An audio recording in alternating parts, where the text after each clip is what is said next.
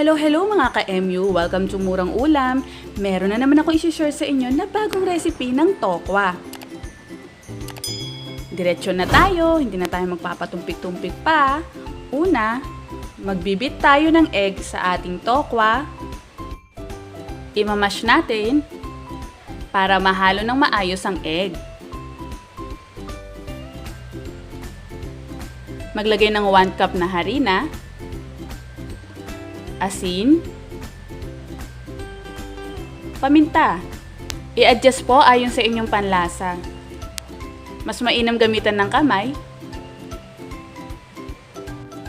At 1 cup na cornstarch, unti-untiin po natin. Then, iset aside natin siya habang tayo nagpiprepare ng ating mga ingredients. Mas okay kung sa ref.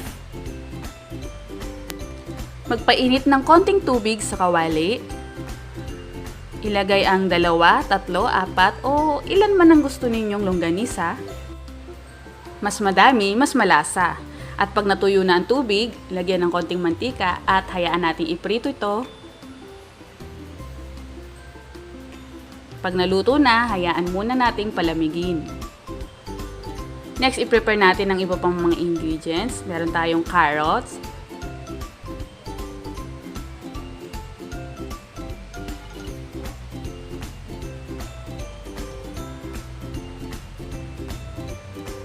spring onion,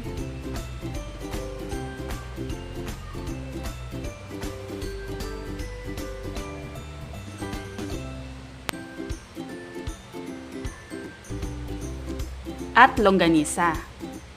Lahat po ay i-chop natin.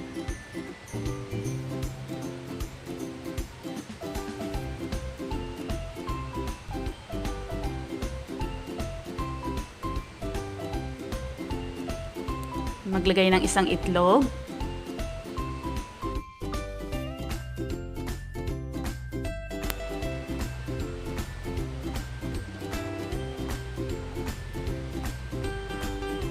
At cornstarch. Asin, paminta.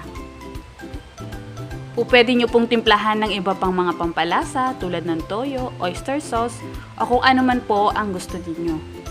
I-drain natin para mawala yung excess liquid. Ngayon naman ang ating tokwa.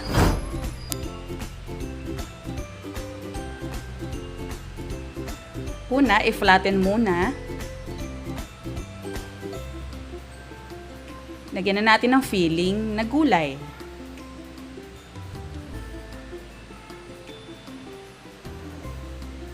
Masyadong malambot ang tokwa. Kaya hanggat maaari, pag binilog ito, pasapasahin ng ganito.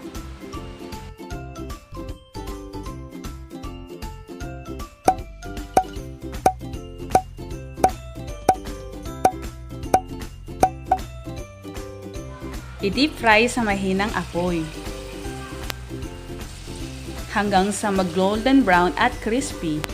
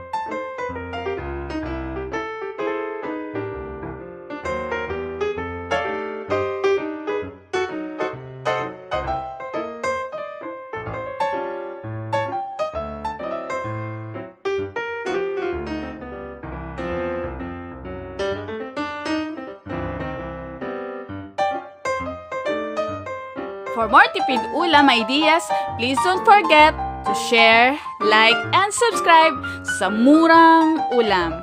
Thank you for watching!